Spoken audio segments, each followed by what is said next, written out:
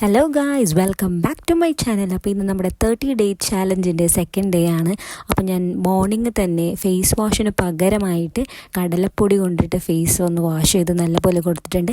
അത് കഴിഞ്ഞ് ഞാൻ ഒരു ഈവനിങ് ഒക്കെ ആയി കഴിഞ്ഞപ്പോഴേക്കും കുറച്ച് തൈര് എടുത്തിട്ട് മുഖത്ത് നല്ലപോലെ സ്പ്രെഡ് ചെയ്ത് കൊടുത്ത് ഒരു 10 മിനിറ്റ് കഴിഞ്ഞിട്ട് വാഷ് ചെയ്ത് കൊടുത്തു.